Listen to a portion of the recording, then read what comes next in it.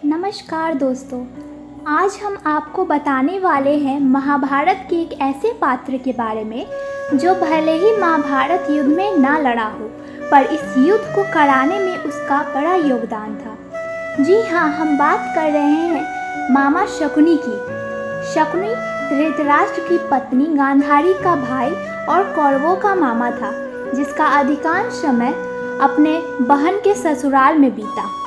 शकुनी जुआ खेलने में बहुत ही कुशल था। उसके पासे उसकी इच्छा से चलते थे और इन्हीं पासों की मदद से उसने इतने बड़े युद्ध को अंजाम दिया।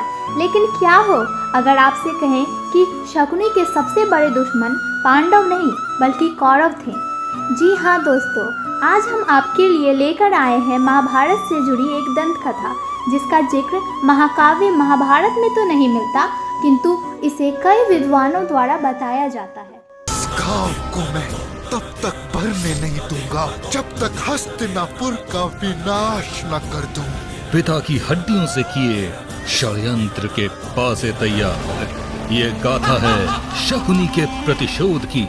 यह तब की बात है जब पितामह भीष्म गांधार नरेश सुमन के पास उनकी पुत्री गांधारी से धृतराष्ट्र के विवाह का प्रस्ताव लेकर गए।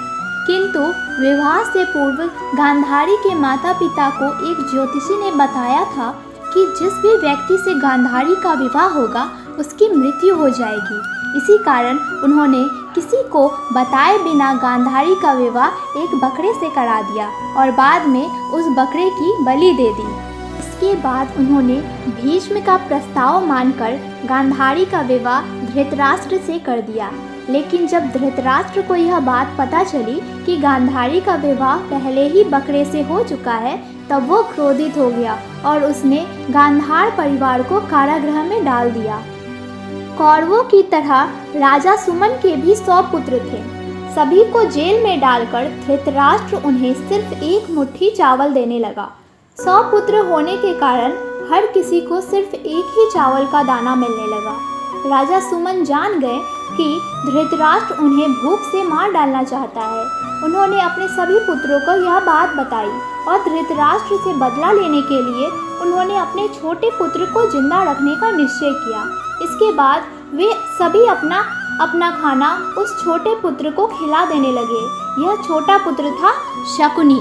जब राजा सुमन के सभी पुत्र एक एक कर मरने लगे और जब उन्हें लगा कि अब वे भी मरने वाले हैं, तब उन्होंने शकुनी से कहा कि मेरे मरने के बाद मेरी रीढ़ की हड्डी से एक शक्तिशाली और जादुई पासा बनाना, जिसको जब भी तुम घुमाओगे वह वही संख्या दिखाएगा जो तुम चाहोगे।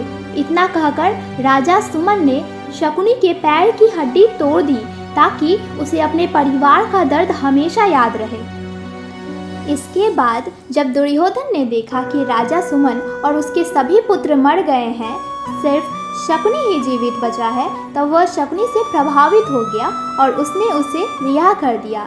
लेकिन शकुनी ने अपने राज्य वापस जाने के बजाय हस्तिनापुर में ही रहकर अपने परिवार की मृत्यु का बदला लेने का सोचा और फिर उसने दुर्योधन को अपना मोहरा बनाकर पांडवों के खिलाफ भड़काना शुरू किया। अपने जादुई पासों के कारण वह चौसर खेलने में काफ़ी प्रवीण था। पांडव के प्रति दुर्योधन के मन में चल रही बदले की इस भावना को शकुनी ने हवा दी और इसी का फायदा उठाते हुए उसने पासों का खेल खेलने की योजना बनाई। उसने अपनी योजना दुर्योधन को बताई और कहा कि तुम इस खेल में हराकर बदला ले सकते हो। खेल के जरिए पांडवों को मात देने के लिए शकुनी ने बड़े प्रेम भाव से सभी पांडु पुत्रों को खेलने के लिए आमंत्रित किया और फिर शुरू हुआ दुर्योधन व युधिष्ठिर के बीच पासा फेंकने का खेल। और इस खेल में शकुनी के कारण दुर्योधन की जीत हुई। पांडवों और द्रौपदी के हुए अपमान के कारण ही कुरुक्षेत्र में युद्ध की नींव यहीं से रखी गई। तो यह थी मामा शकुनी की कहानी। अगर आपको यह जानकारी अच्छी लगी हो तो आप इस वीडियो को लाइक और सब्सक्राइब जरूर करें।